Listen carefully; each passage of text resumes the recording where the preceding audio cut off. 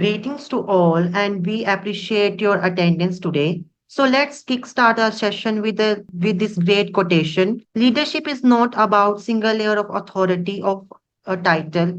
It's about weaving together the strength, perspectives, and insights of many layers to create a cohesive and resilient team, both in work and in a life. A very good morning to all of you present here in the capacity as your host for the worldwide webinar on multi-layered leadership for work and life. I, Pratham Rana, the host, would like to take this opportunity to extend a hearty greeting to each and every one of you. It gives me a great pleasure to extend a warm hello to each and every one of you gathered here today. It is a huge honor for us to have someone of this caliber here whose involvement on the topic of multi-layered leadership for work and life adds so much value to it. Multi-layer leadership for work and life refers to a leadership approach that acknowledges the complexity and diversity of roles and responsibilities that leaders have both in their professional and personal lives. This concept is built on the understanding that leadership is not a one size fits all model, but rather a dynamic process that can vary depending on the context, the people involved, and the goals being pursued. Before I proceed further, let me take a brief moment for introduction of my organization. SAM's Welfare Foundation, a registered non-profit organization, is dedicated to a social impact across various sectors. We focused on education, particularly skill development and entrepreneurship. Through our initiative, DigiSaksham, we have created training programs in IT, finance, retail, and entrepreneurship, impacting over 6,000 individuals. We are currently upskilling inmates in Haryana jails and collaborating with universities and colleges. We are also partnered with banks to place over 1,500 candidates in job. Families, another SAMS initiative, empowers women through their workshop and stories of successful women entrepreneurs. We conduct programs on digital literacy, marketing, and career development, reaching over 1,000 women across multiple states. The initiative recently reached a milestone of 100 women actively involved. In just a very short time, SAMS has established itself a force for a positive change, equipping individuals with skills for employment and promoting women's leadership in various industries. Now, let me take this wonderful occasion to publicly present and welcome Ashmita Chatterjee, the keynote speaker for today's international webinar. Ashmita Chatterjee is a distinguished soft skill trainer certified in the prevention of sexual harassment at the workplace. She holds an MBA in marketing and communication, which has equipped her with the profound understanding of brand management and effective communication strategies.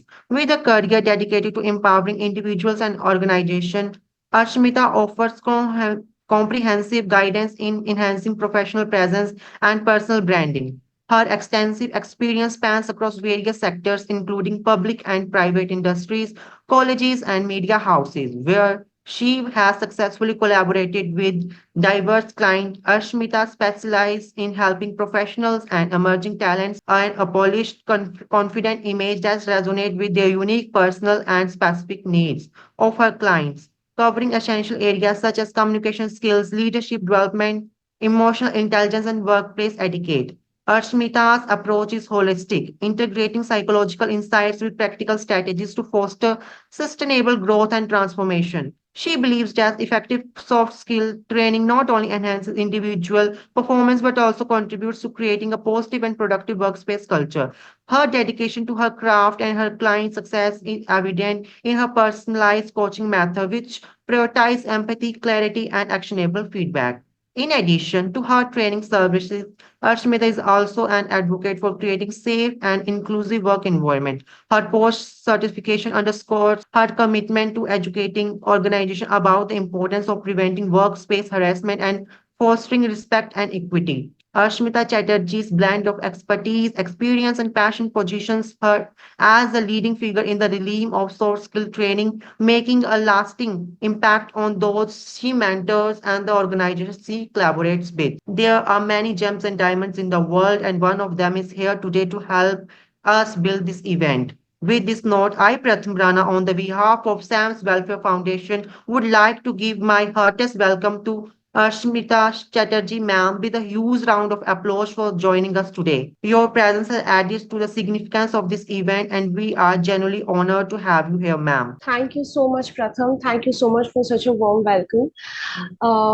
It's really an honor for me also to be here and to present a topic that is absolutely my favorite, which is multi-layered leadership for work and life. So, a very good morning to each and everyone over here, and a warm welcome to my session. Before I start my session and take it forward, I would just like to tell that the session has to be very interactive because the topic is such where I need to know what is your understanding about what I'm talking about today, that is leadership. Because, all the while that I have spoken about leadership and I have taken trainings at different places, all that I found was this term leadership is very much misunderstood. People have a notion that if you are sitting in a certain position, only then you become a leader.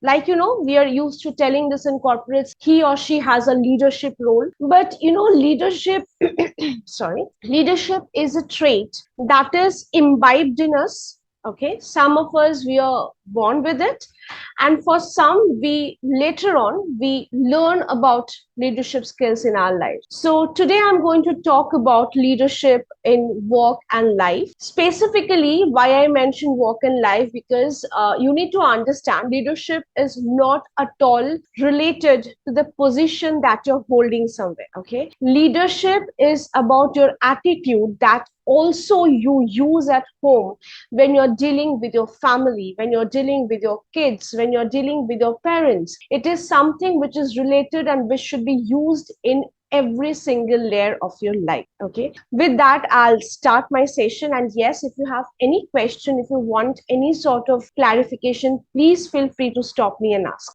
So I will move ahead. The first thing that we need to understand is what is the role of a leader. When we talk about leader in our day-to-day life, we can think of so many people. We can think, when we tell the term leader, we can think about someone who has brought a change in our society. So societal leaders. We can think of a leader with whom we have worked, perhaps, in any organization. We can also think of our parents when we talk about leadership, because as I just said, that leadership is not organizational. It is something which happens in our day-to-day life.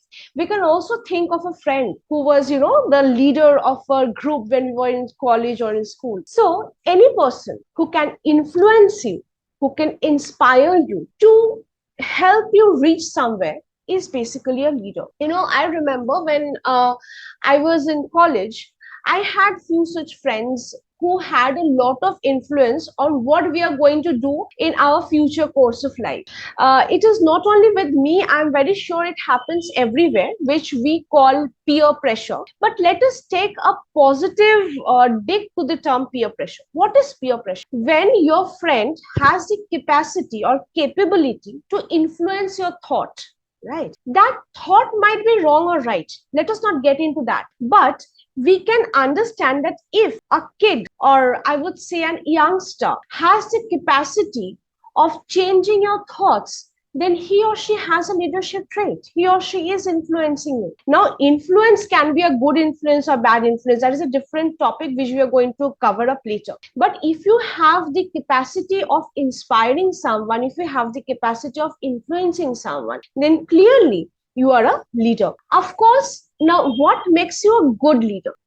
There can be multiple leaders, as I have just said, someone who can guide you in the right path and someone who can guide you in a wrong path. So if you are a proper leader, then you will not only have the capacity to influence or inspire, but you will also have a direction to do that. Okay, you would know that what is the outcome that you're waiting for, what is the outcome that you're looking forward to, and based on that we will be having a set direction. And definitely, if you're talking about the organizational leadership, and by organization, for today's session at least, I mean both your workplace and your house, because your house is also an organization. I'll tell you how we run activities in the organization called our home. So yes, over there also you require strategic thinking, emotional intelligence, and all these skills together will make you a proper leader. Moving on, what is multi-layered leadership? You need to understand that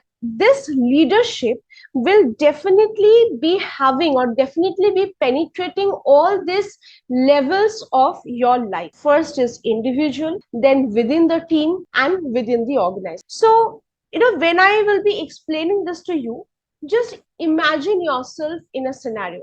Imagine yourself in a scenario where you're either being led by someone or you're leading some people in a school, in a college, or in an organizational setup, or maybe at your home. And you will see that how each and every layer is penetrated in every sector of the society. So yes, individually, first we need to be a good leader.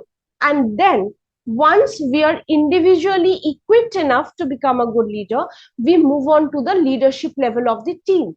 And then finally, it is about the organization. So let us first talk about what is individual leadership. The first and the foremost thing that comes in your individual leadership is self-awareness. Now, I don't remember exactly how many times I have spoken about it, but it is absolutely important for any human being to be self-aware. But if I ask this question to you, that how many of you think you're self-aware? I don't know. I mean, if some of you can answer me, how many of you think that you are a self-aware person? I hope you can understand the meaning of self-aware, wherein you know all your positives as well as your negative, and in a very unbiased. How many of you are aware of yourself? Anyone? There are around 14 odd people sitting over here and listening to this webinar. So anyone can tell that yes, you're a very self-aware person. Well, first of all, let me tell you, when it comes to self-awareness, the biggest mistake we make is we think self-awareness is about what we are good at. Okay, while some people, they really struggle to talk about their positives, to talk about what they're good at. I get a lot of statements like this from my trainees, where they say that in the interview, when they ask us about strength, it feels so weird to talk about what we are good at. It feels like I'm blowing my own trumpet. So basically, that is what you have to do. As we all know, we are selling ourselves every day, some way or the other. How are we selling ourselves in an interview? By talking about our positives. We are good at this, we are good at that. So basically, we are advertising ourselves over there so that we get the job opportunity, right? So for most of us, self-awareness is equivalent to what we are good at. That means self-awareness is equivalent to our positive. But if I tell you, how many of you are aware of your negatives? How many of you know what are you not good at? Why it is so important to know this? Because our life is all about learning and gaining knowledge. Our life is about grinding and improving ourselves. The day you stop doing this, your life gets over there. So if you want to move ahead in life, if you want to do something well in life, you need to know what are the exact points where you need to work, where are the exact things there you need to put more attention. So that is why self-awareness is very important, and it has to be done in a complete unbiased note. This is very important. This is somewhere we often make a mistake, because say for example, I'll give a very common example. Whenever I ask this to my trainees, they cannot answer on the first day. So I basically have to give them a day's time, and when they return, they come up with the answer. And one of the very common negative points they speak about themselves is, or an area for improvement is, they lose their patience very easily. Okay, they are very short tempered. So this comes very closely to me. So what happens when a person is short tempered? It requires a lot of maturity, I would say, to understand that you're short tempered. Because in most cases, people would talk about the trigger points. He triggers me, she triggers me, such kind of news in the media triggers me, so I get short tempered. So is it the problem of the trigger point? Or is it the problem of your reaction to that problem, to that situation? That is self-awareness. So if you are looking forward to become a leader, again, a leader not only in an organizational setup, but a leader as a whole, you need to work on this things that can be redressed, that can be worked upon. And for that reason, you definitely should work on your daily reflection. Okay, work on your daily reflection, take feedbacks from people, and you should be taking feedbacks from people who are unbiased. This is also a very crucial point, because if you're taking help from someone, suppose you're asking this to your partner, you're asking this to your parents, and they're very biased about that my son or my daughter can never be wrong, my boyfriend or girlfriend can never be wrong, and they give you a very biased opinion, so you have to avoid that. Okay, get unbiased feedback, and yes, you can be your best judge if you can be unbiased. For that, you can practice journaling, you can practice goal setting. If you have identified your problem, write that somewhere. I am a very old school person. I believe in writing stuffs on pen and paper. But today's generation, they mostly believe, not only today's generation, I think it was also while I was in college. I used to see that whenever teachers would write something on the board, all my classmates would just pick up the phone, click a picture, and they had their notes read. I never believed in that, and that worked in my favor. Okay, because the more you write, the more you keep those things in your mind. So if you're writing the exact things that you want to change in yourself, if you're journaling about your development in that particular field, it will not only help you to be it will not only help you to come up with the best solved solution, it will also help you to improve faster. Regulating yourself is understanding your triggers, as I was just talking about, that sometimes we really get triggered easily. Okay, so yes, triggers can also be a problem, but my attitude is also a problem. But when I'm working on the attitude, it is also very important for you to understand your triggers, whether your triggers are whether someone is triggering you constantly or not. If that trigger is happening in a very constant level, then you need to move out from there. You need to keep yourself segregated from that trigger points till the time your behavior is changing. This is important, because while you're trying to change yourself, it is very common you won't be able to change the surroundings around you, but you can save yourself a bit if you move yourselves away from the trigger. So identifying the trigger is easy. Practicing mindfulness, this is something I'll be repeating again and again in this particular session, because mindfulness is a very important thing that helps you to be a leader, or that helps you to preach leadership. What is mindfulness? To be present in the situation and to be engrossed in the situation. Most of the problems in our lives, whether it is about conflict management, whether it is about handling a difficult situation, is because we lack mindfulness. Something is happening right now. We are immediately thinking what is going to happen after a few weeks, how that person is going to react, and how I am going to answer to that reaction. So what happens? We are thinking much ahead of time. Maybe we are thinking of a scenario that is never going to happen.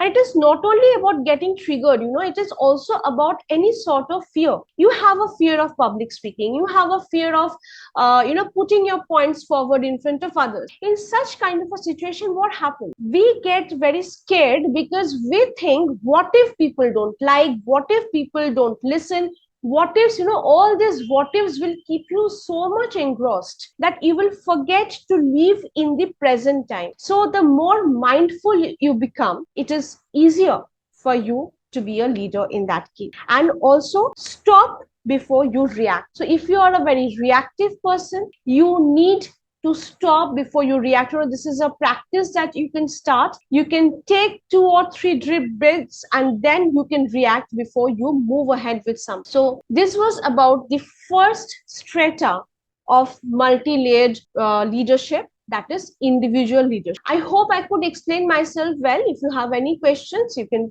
feel free to ask me. Okay, moving ahead, we have team leadership. So what happens after I am set myself as a leader, after I have worked myself, I foster my leadership categories to my team. I talk about my leadership with the team. So over there, what is the first step that we have to?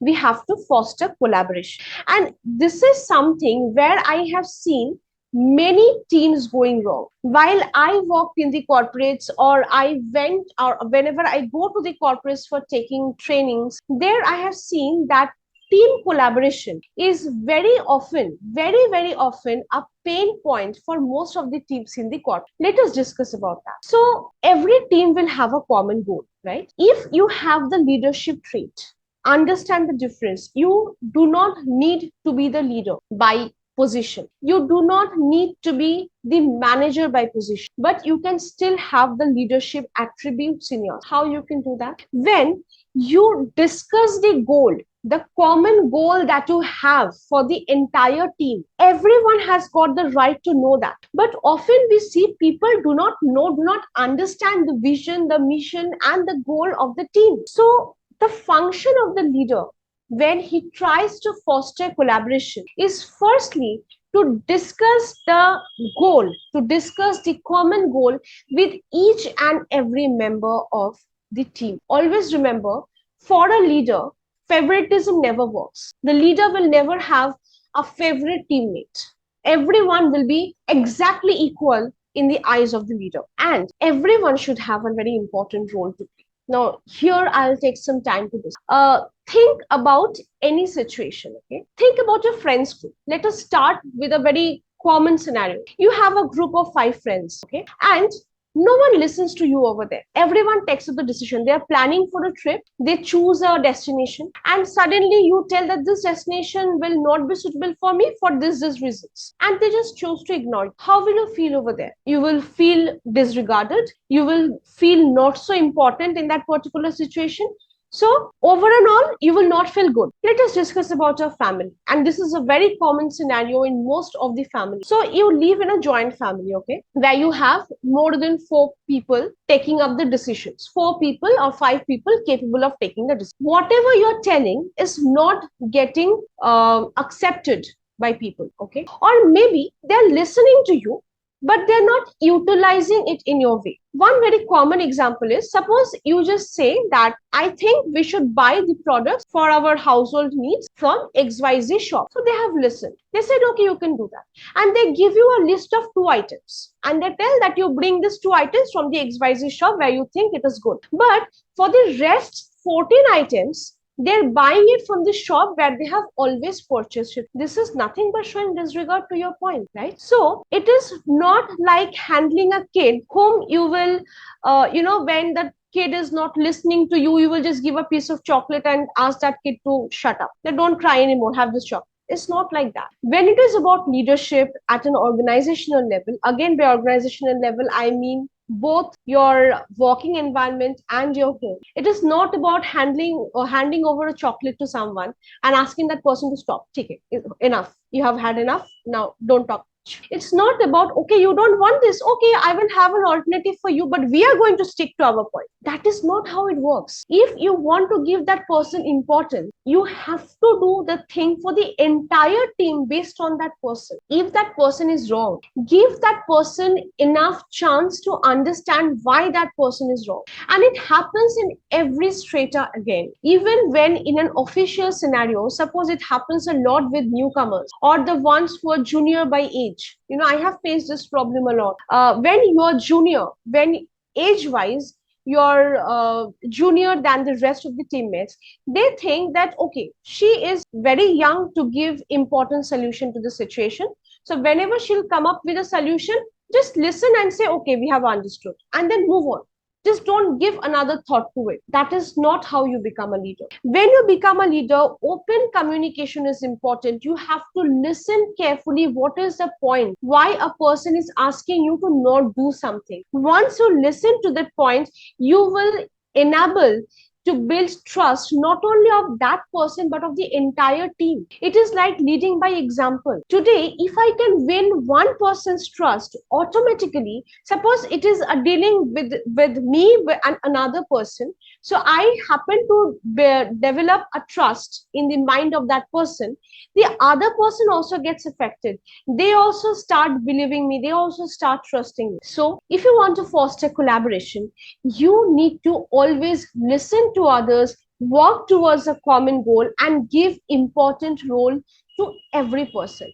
Don't make anyone feel less important, because it really is very painful for that person. And you, being in the leadership position, if you're fostering that, then it's a very bad example that you're setting for the entire. How do you build trust? Being honest, developing integrity. When you decide upon something and the decision is taken as a team, you do not have the right to change that decision overnight without considering people of that team. Again, a very common corporate scenario. This happens in many places around. You have to have open communication. We have seen that in several companies there are no door policies of the manager's room. The manager's room would not have a door. You can anytime enter that manager's room and have a discussion. So being available is important. While in many other organizations we see there is a very strict policy to even go up to and talk to your manager, even if you're facing a problem, even if you have a doubt. You do not have the right to go up to your manager and talk to him or her. That is again a very negative example that you set as a leader. You have to be reliable. How can you be reliable? You promise something and you deliver that. When you fail to do that, when you fail to deliver something, see, failure is a very common thing. We always talk a lot about failure and all. Failure is more common than we think it is. While in school and in college, I mean, when we are in our academics, we think failure is a big deal. But when life happens after you're done with your college. Actual life happens then. So when truly life happens, failure is more common than you think it is. And as a leader also, you have the right to fail. It's not that I'm the leader, I can never fail. You can definitely fail. But do you accept your failure? Do you accept your mistake as a leader? In many cases, we see that doesn't happen. Today, I am giving trainings at different places. Okay. Suppose I do not know something. Someone asks me a question to which I don't have an answer. I am not God. It's not possible for me to have the answer to each and everything. Am I honest enough to tell the sorry that I don't know this answer right now, but I'll definitely get back to you with the same? Most people lack the courage of doing that. And it is not only in any corporate level, it also happens in institutional levels. It happens with teachers. When they do not know the answer to a question, they often react. And they often tag the question to be a stupid question, unimportant question, blah, blah, blah, and it goes on. So you need to have the courage as a leader to accept something that you do not know. You need to have the courage to accept anything or anywhere where you're going wrong. This is very, very common to happen. You're a human being and you have the right of making mistake. You have the right to not know something. So there is no reason why we need to overreact around this. And if we are, then we cannot be a good leader. And inspiring collective effort. As I just said towards the beginning of the slide, that whenever you're talking about team dynamics, you're talking about collaboration in a team, you need to listen. And every person should feel that he or she is heard with utmost interest. Today you tell me something and I have a very poor body language. I'm looking here and there. I'm not giving enough attention. I have this frowns on my face. I'm looking disgusted. What does it mean? This means that the body language I'm portraying, it itself gives out a message that I'm not interested in whatever you're telling. Another way of doing it is you are very calm and composed, but you're looking at your phone and you're asking your teammate to say whatever he or she has to. Or you answer your emails while you're listening to someone and you say that I'm very busy, so you please tell whatever you have to, I'll also do my work along. This means that you're not listening to that person clearly. You're not listening or actively listening rather to that person. So if you're not actively listening to a person, then what is going to happen? The person will feel not heard. And if the person is not feeling heard, if you're not giving the right recognition sorry, to a person's contribution, then he or she will not feel that it is a safe place to discuss ideas. And if you're not creating a safe place to discuss ideas, then definitely the team will not speak up. Few days back, I was in a college to do an induction program. So there, you can understand induction program. That means the college has just begun. It's just been 2 3 days, and there we were having some sort of activities. So we divided the class into several groups, and over there I saw that within the group, by just knowing each other, by just knowing the teammates for hardly 3 to 4 days, they have already identified the strong players. They have already identified basically the extroverts, because the ones who are extroverts, they basically come up to be as a smarter one. But there are even introverts sitting over there who might have a wonderful strategic brain. So they just fail to recognize them. They just fail to recognize people who are not that outspoken, and they started taking all the advices of the team building activities that we were having from the ones who are apparently more extroverts. So basically being judgmental, if you're being judgmental, if you're not giving enough scope to a person to express their ideas, are you even acting as a good leader? And this is also important for the parents, when we are, I think there might be 1 or 2 parents over here. So if you're a parent and if you do not listen to your kids, no matter how young they are, at least if you do not act to listen to them, suppose you don't want to, but you're at least acting to listen to them, just to give them importance, it will help them be more, first of all, they will have opinions, which is important. We generally don't like opinionated people because they speak the truth. But it is always good to have opinions of your own. So they will become opinionated. Secondly, they will learn how to contribute to ideas in every sphere of their life. They will not become dependent that I will only do what my mom and dad asks me. It never works that day, because one day that kid will have to leave your safe place and go out in the world and take decision over there. Why not teach your kid from the earlier stage? Only then you can become a good leader, because you're also leading your kid. You're also acting as a leader to your kids, right? Moving on, we come to the third and final level of multi-layered leadership, which is organizational leadership. Now, organizational leadership has got two most important things. Again, by organization, you can think about your office, you can think about your home, you can think about a group of friends. So first of all, having a clear goal is very important. Like there is a joke that moves around on the internet, the Goa plan, which never happens. Why Goa plan never happens? Goa plan never happens because we are never specific about it. हमको तो गोवा जाना है, friends लोग के साथ गोवा जाना है, कब जाना है, बजट क्या है, प्लानिंग क्या है, पेरेंट्स को कैसे मनाना है, ये सब तो हम लोग सोचते ही नहीं है. We just think that we have to go to Goa. And we go up to our parents and say we want to go to Goa, and the answer is no. Simple. Whenever you have a goal, this was on the lighter note. So whenever you have a goal, whether it is for your organization, your home, you want to renovate your house, you just cannot go. And again, I'm talking about not a nuclear family, but a joint family. You have 4 5 decision makers in the house. You cannot go and sit on the table and say we are going to start renovation from tomorrow. That is being boss. Your role is to do something. Talk to everyone. Even if the member is the newest member of your family, talk to that person also. Involve that person also in the decision making. Discuss what you have in mind. Make it measurable.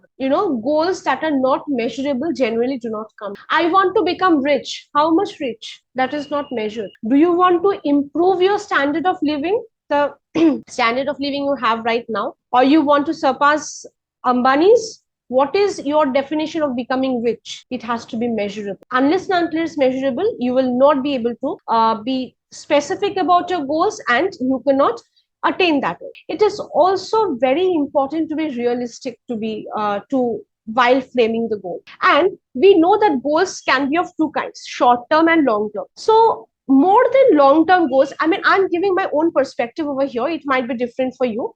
More than long term goals, I think it is absolutely important to have very realistic short term goals, which will lead you to the long term goals. I'm not asking you to not have a long term goal, but short term goals should be given more importance. And once that vision is set, once you know what you want out of the organization, then take the decision by considering the ethics of your organization. What are the basic rules, basic ethics that you stand by? Because in most of the organizations we see, whatever ethics they have, they kind of get deviated from that while taking up a decision. So that must not happen. Now, one of the key insights of this multi-layered leadership is there are two most important factors in our life. One is our work and one is our life. Till the time I was talking about the multi-layers which are present in both in your work life and your personal. But you need to understand that work and your personal life will not be isolated.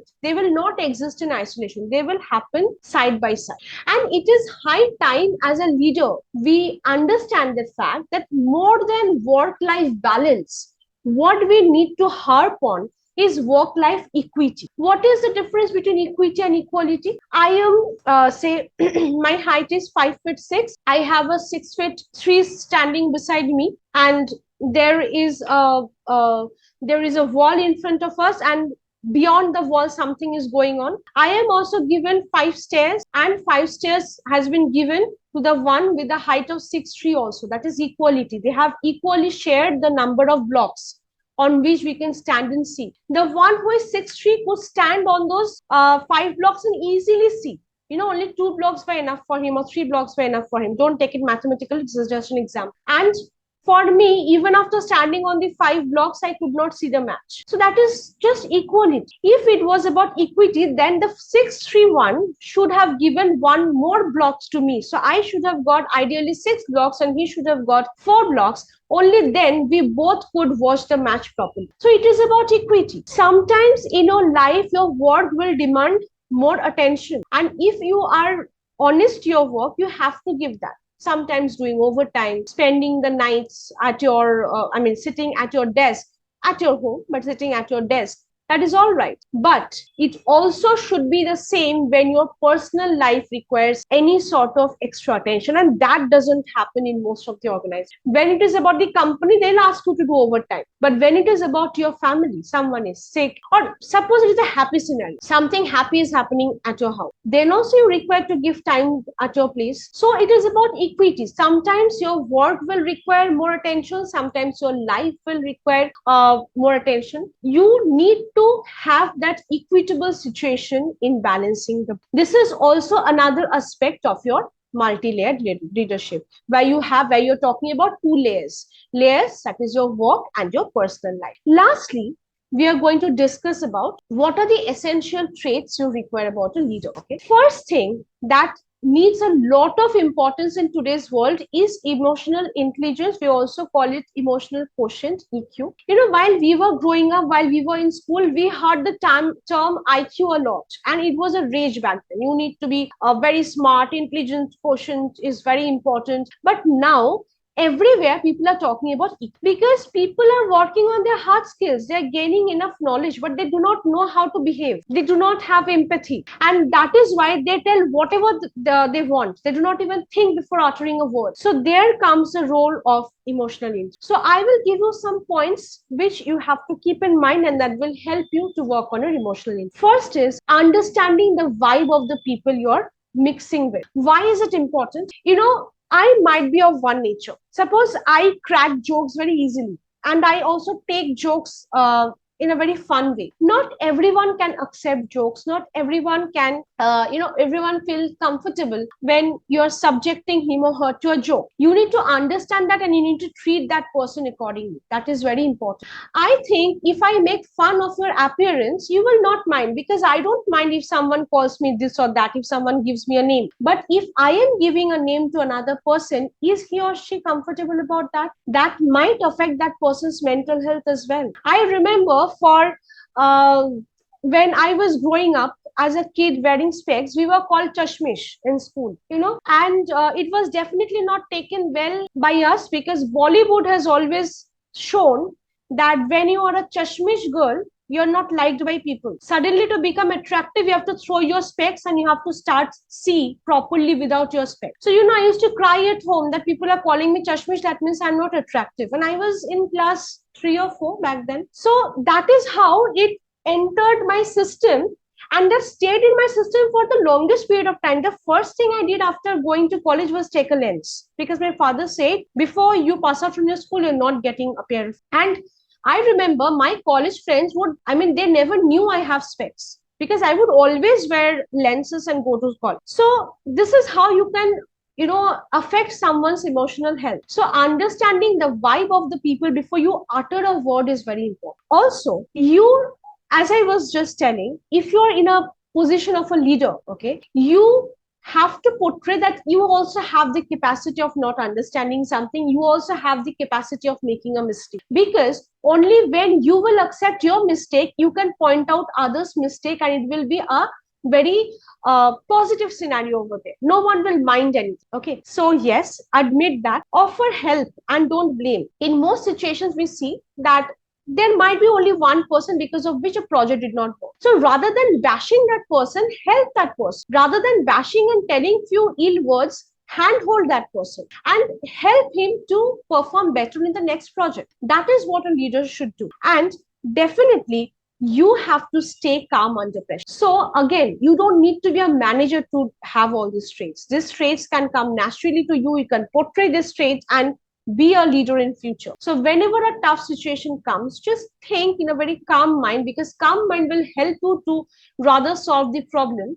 rather than shouting. So if you can keep calm, it is very easy to say. Many people claim that I can keep calm in a difficult situation, but it doesn't work like that. Most of the people, they have difficulty. So these are the ways in which you can portray emotional intelligence. Collaboration, first and foremost thing, please, if you want to be a leader, practice what you preach. Whatever I'm telling over here, if I don't practice this in a regular life, I will not be a good leader. So it is absolutely important for you to practice whatever you preach and to recognize the strengths and weaknesses of the team is absolutely important. What is a team? You are leading a team. What is a team? A team is basically a group of people with various strengths and weaknesses. Identifying those and using them in the proper way. A particular member of your team is very sound practically. He is very good in doing all the coding related work, okay, but he is not a good public. So if you ask him to design something and go and sell it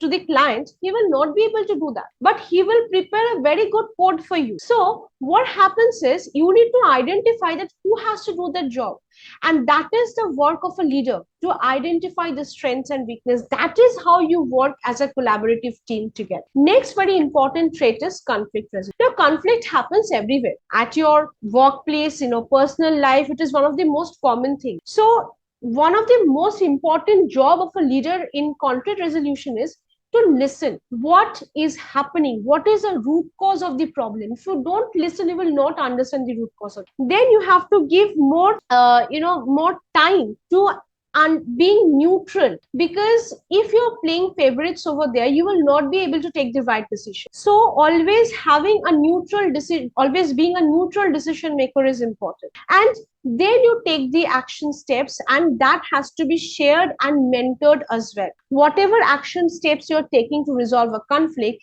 has to be shared with everyone, and upon that only you take up a monitoring level to this. Being a leader, resilience is again very important. What is resilience? When you can adjust yourself to change. Change is the only constant, we always know that. So changes are inevitable, changes are going to happen, but you have to be optimistic in nature. Many times that I have seen people that when they work in an organization and there is a change in the management level, they become very negative about it. New management has come, we will not be happy, they will have a different ways of ruling us. So the change is inevitable, change has happened. Why don't you think about the good things that might happen after there is a change in the management? So think about the positives and also give attention to the positives that is happening. If you're always there sitting and finding faults, then you will have innumerable faults to find. That is not what we are trying to do over here. You have to give a lot of time to self-care and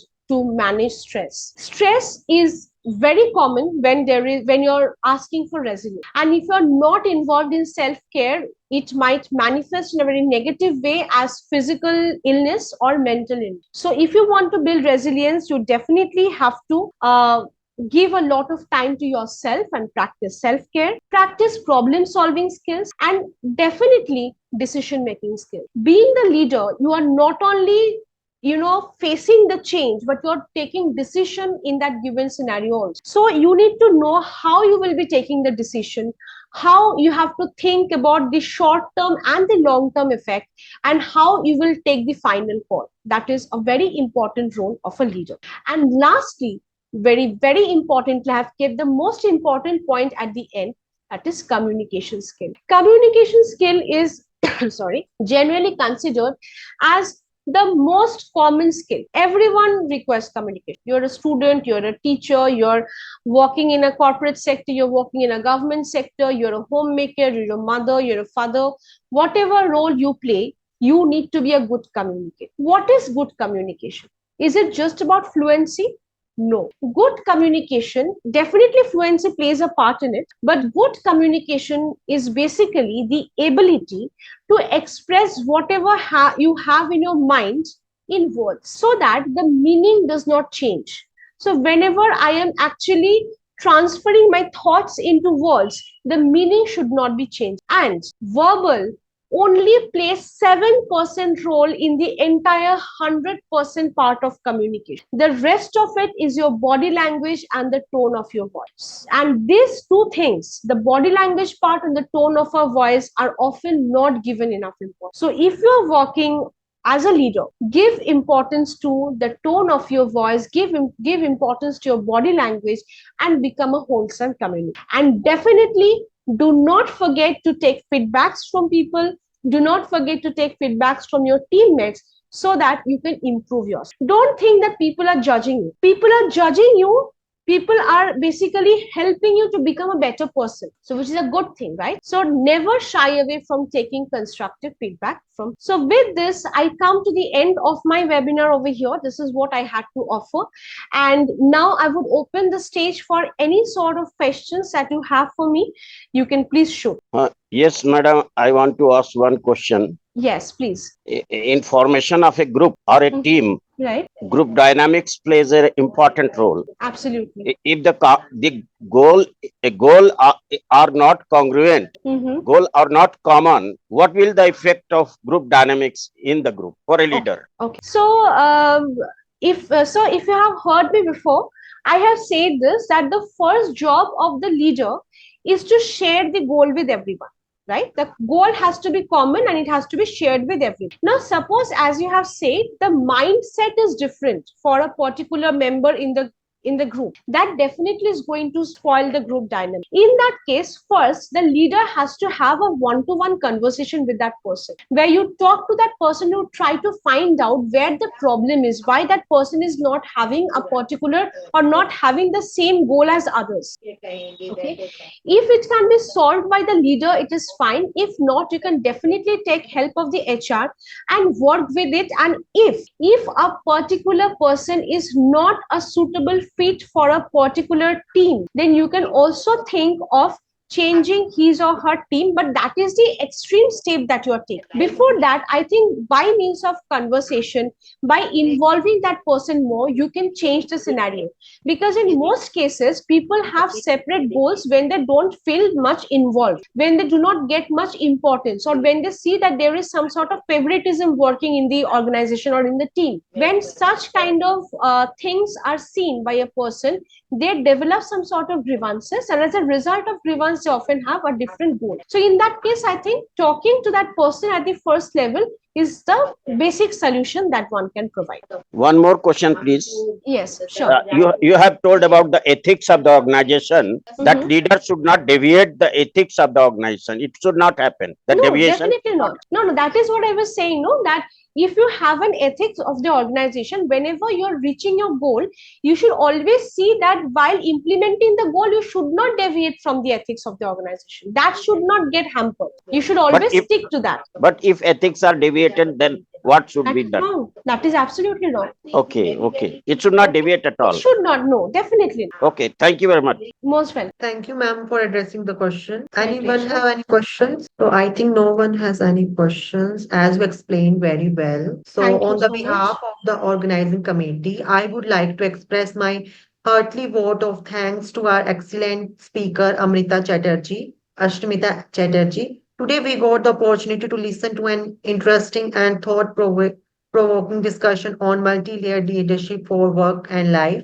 The amount of expertise and passion displayed by ma'am really enhanced our grasp of the multi-layered leadership for work and life. Ashmita Chatterjee ma'am skillfully imparted her knowledge, leaving us with insightful conclusions and motivational concepts. Her interesting presentation captured our attentions and motivated us to learn more. We appreciate the effort they put into preparing the enlightening session. Once again, I express my gratitude and thanks to ma'am for sparing time from her hectic schedule to impart information to us. We are speechless by your invaluable presence at this session. You provide in-depth analysis of the subject and shared some fascinating information. We shall bide our time for further such workshops in order to advance both our personal and collective knowledge. Additionally, I want to thank everyone in the attentive audience for their smart questions and active involvement. This event is considerably more meaningful because of your presence.